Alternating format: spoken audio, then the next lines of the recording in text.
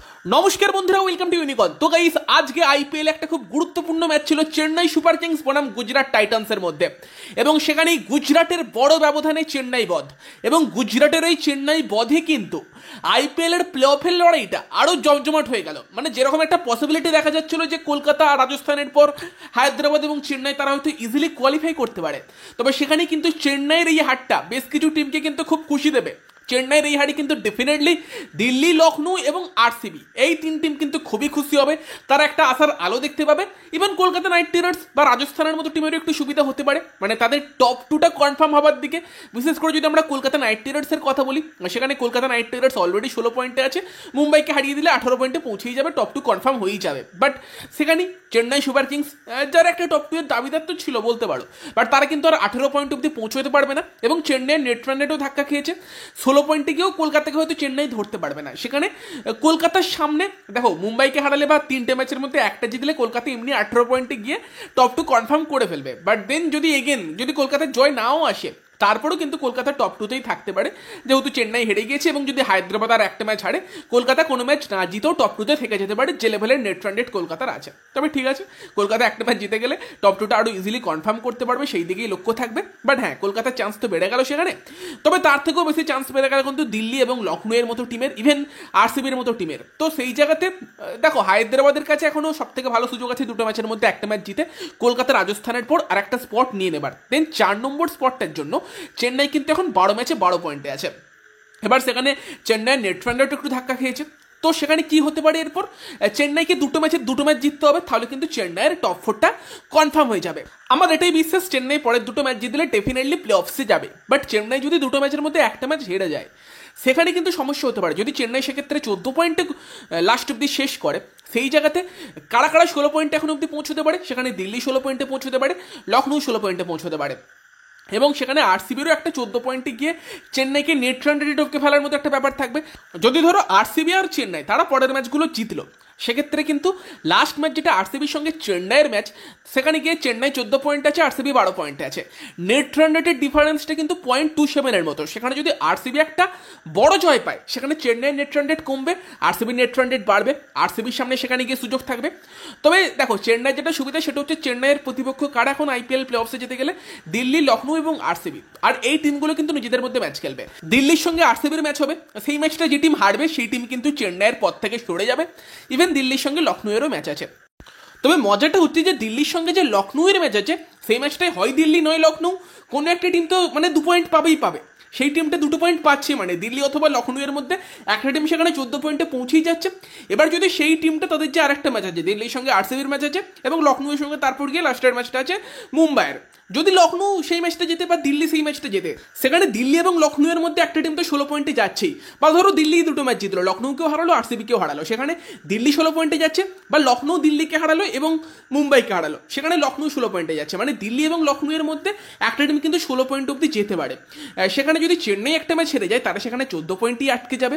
সেখানে কিন্তু তাদেরকে সেই দিকে তাকিয়ে থাকতে হবে, যেন মানে দিল্লি বনাম লখনৌ ম্যাচটা যে টিম জিতবে, সেই টিম যেন আর একটা ম্যাচ জিততে না পারে। যদিও সেখানে কিন্তু দিল্লি লখনৌ ম্যাচটার পর লখনৌয়ের ম্যাচ আছে মুম্বাইয়ের সঙ্গে, তার আগে কিন্তু দিল্লি খেলে নেবে আরসিবির সঙ্গে।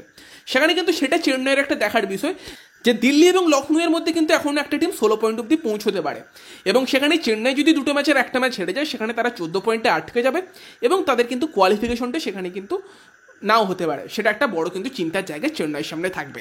তো সেখানে আরসিবি বনাম দিল্লি সেই ম্যাচটার দিকেও চেন্নাইয়ের নজর থাকবে। চেন্নাই হয়তো সেই ম্যাচে চাইবে যে আরসিবি জিতে যাক। আরসিবি 14 পয়েন্টে পৌঁছলো, যদি লাস্ট ম্যাচে হারিয়ে দেয় চেন্নাই, তার আগে 14 পয়েন্টে পৌঁছে যায়, সেখানে নেট রান রেটটা তাও একটা বড় ফ্যাক্টর হবে, যেটা হয়তো টপকানো আরসিবির পক্ষে পসিবল না হতে পারে।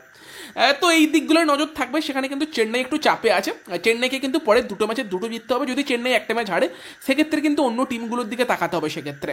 এবং যদি দিল্লি এবং লখনৌ পরের ম্যাচগুলো জিতে যায়, তাদের যে পরের ম্যাচ আছে দিল্লির সঙ্গে আরসিবির, লখনৌয়ের সঙ্গে মুম্বাইয়ের, এবং যদি চেন্নাই পরের ম্যাচটা হারে বা একটা ম্যাচ হারে, সেক্ষেত্রে কিন্তু চেন্নাই ছিটকে যাবে। তবে হ্যাঁ, চেন্নাইকেও কিন্তু এবার কঠিন প্রতিপক্ষের মুখোমুখি হতে হবে। আরসিবি বর্তমানে ফর্মে আছে, লাস্ট ম্যাচটা আরসিবির সঙ্গে তাদেরকে খেলতে হবে, এবং তার আগের ম্যাচটা রাজস্থানের সঙ্গে খেলতে হবে, যে রাজস্থানে এবারে যথেষ্ট ভালো ক্রিকেট খেলেছে। এবং চেন্নাই টিমটা কিন্তু একটুখানি স্ট্রাগল করছে বর্তমান সময়। পাথিরানা এবং মুস্তাফিজুর দুজনের একসাথে ছিটকে যাওয়াটা কিন্তু চেন্নাইকে ধাক্কা দিয়েছে।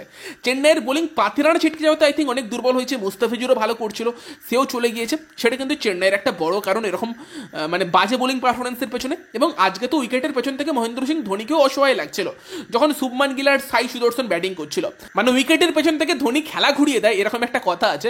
বাট আজকে ধোনি সামনে থেকে দেখছিল যে উইকেটের সামনে থেকে কিভাবে শুভমান গিল আর সাই সুদর্শন তারা খেলাটা ঘুরিয়ে দিল। দুজনেরই ব্রিলিয়ান্ট একটা পার্টনারশিপ, দুজনেরই 100 এবং প্রায় একই টাইপের বল খেলে দুজনে 100 করেছিল। যদিও আই থিঙ্ক 90 করার পর তারা একটু স্লো হয়েছিল, নয়তো কিন্তু রানটা 250ও হতে পারতো যেরকম তারা শুরু করেছিল। এবং লাস্টের দিকে শার্দুল ঠাকুর, তুষার দেশপান্ডে তারা কিছুটা বেটার বোলিং করেছিল। তবে গিল আর সাই সুদর্শনের থেকে আমরা ক্লাসিক ব্যাটিং দেখেছি। সাই সুদর্শন 103 run, Shubman Gill 104 run, brilliant batting আমরা দেখেছি। এবং দেন বল করতে এসেও কিন্তু শুরুটা খুব ভালো পেয়ে গেছিল গুজরাট টাইটান্স। শুরুতেই রাচিন রবীন্দ্র রান আউট, এবং সেখানে একটা সিএসকের হোপ হয়তো ছিল যে রবীন্দ্র যদি খুব ভালো স্টার্ট দেয় সেখানে পাওয়ার প্লেটা সিএসকের ভালো যেতে পারে। এবং সিএসকে কিন্তু রাহানের ওপর অতিরিক্ত ভরসা দেখাচ্ছে এবং রাহানে কিন্তু কন্টিনিউয়াসলি হতাশ করছে। দেন তারপর ঋতুরাজ গায়কোয়াড, ঋতুরাজের আমি জানি না যে তিনে ব্যাট করতে সেটা সঠিক কিনা, কয়েকটা সিদ্ধান্ত নিয়ে আমার কিন্তু প্রশ্ন থাকবে। একটা হচ্ছে ঋতুরাজ সে অ্যাজ এ ওপেনার এত ভালো খেলছে, তিনে কেন ব্যাট করতে আসছে? আর দ্বিতীয়টা হচ্ছে যে ড্যারেল মিচেলের থেকে কি শিবম দুবে খারাপ বোলার? ড্যারেল কি দিয়ে যদি 4টে ওভার করে তার থেকে শিবম দুবেকে দিয়ে 2টো ওভার করাতে পারতো, ড্যারেল মিচেলকে দিয়ে না করিয়ে। আমি জানি না যে শিবম দুবের বোলিংটাকে কেন ভরসা করলো না, 1-2 ওভার করাতে পারতো, ওয়ার্ল্ড কাপের আগে ভালো হতো ভারতীয় টিমের জন্য। ড্যারেল মিচেলের থেকে তো শিবম দুবে আই থিঙ্ক বেশি রেগুলারলি বোলিং করে, ডোমেস্টিকের কথা বলছি আর কি। এবং দেন কিন্তু ব্যাটিংয়ে এসে শিবম দুবে একটা মেন কি ফ্যাক্টর হতে পারতো। তার আগে যদিও ড্যারেল মিচেল এবং মঈন আলী তারা রানটাকে ঠিকঠাক জায়গায় নিয়ে গেছিল।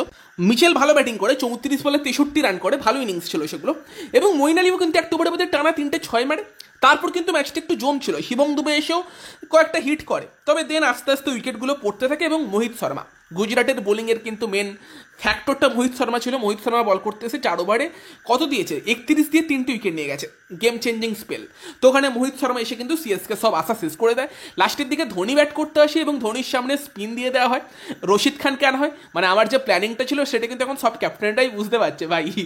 তো যাই হোক, মজা করলাম এটা, বাট এটা আমি আগে প্রেডিক্ট করেছিলাম যে ধোনির সামনে স্পিন দিয়ে দেখতে পারে। এবং ধোনি কিন্তু সেখানে লাস্ট ওভারে যদিও রশিদকে 2-3টে 6 মারলো, 2টো 6 একটা 4 মেরেছে বোধ হয়, কিন্তু তার আগের ওভারে দেখো যখন 18 নম্বর ওভারে রশিদ বল করতে এলো, প্রথম বলেই সিঙ্গেল নিয়ে নিল এবং সেকেন্ড বলেও সিঙ্গেল হতে পারতো জাদেজা যখন ব্যাট করছিল, বাট ধোনি সিঙ্গেল নিল না। এবং তারপর কিন্তু রশিদ খান এসে স্যান্টনার এবং জাদেজাকে আউট করে ম্যাচটা ওখানেই শেষ করে দেয়।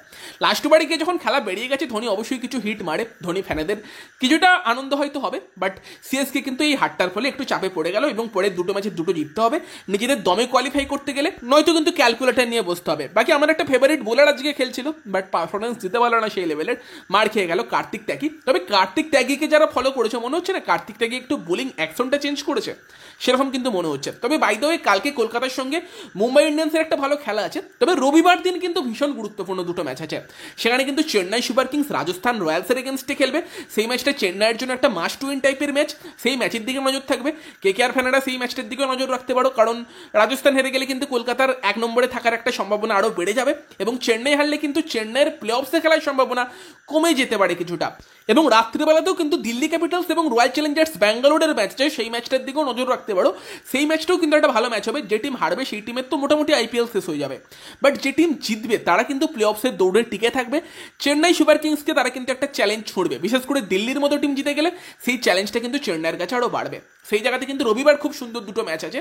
রবিবারের ডবল হেডারের দিকেও নজর থাকবে, সুপার স্যাটারডেতেও কলকাতা বনাম মুম্বাই ম্যাচ আছে। তো পরের 3টে ম্যাচ আইপিএলের একদম ক্র্যাকার অফে ম্যাচ কিন্তু হতে চলেছে। ইভেন সোমবার কলকাতার সঙ্গে মানে জিটির ম্যাচ আছে, দেন তারপরের দিন দিল্লির সঙ্গে লখনউয়ের ম্যাচ আছে, আরও একটা প্লে অফসের জন্য ভীষণ গুরুত্বপূর্ণ ম্যাচ। তো সেই ম্যাচগুলোর দিকে কিন্তু এবার নজর থাকবে। পরপর 5-6টা খুব ভালো ম্যাচ আছে কিন্তু কন্টিনিউয়াসলি। তো সেখানে তোমাদের মতামত জানিও, চেন্নাই ফ্যানেরা মতামত জানিও যে চেন্নাইয়ের এই হার নিয়ে তোমাদের কি বক্তব্য এবং তোমাদের কি মনে হয় চেন্নাই পরের 2টো ম্যাচ জিতে কোয়ালিফাই করে যাবে নাকি একটু চাপে পড়তে পারে একটা ম্যাচ যদি হেরে যায় 2টো ম্যাচের মধ্যে। তোমাদের মতামত কমেন্টে অবশ্যই জানিও। ভিডিওটা ভালো লাগলে ভিডিওটাকে লাইক করে দিও, শেয়ার করে দিও। আমাদের চ্যানেলে প্রথমবার এলে আমাদের চ্যানেলটিকে সাবস্ক্রাইব করে তার পাশের বেল আইকনটাকে অন করে দিও। তো চলো গাইস, সেই ভিডিওতে এই পর্যন্তই, বাই বাই।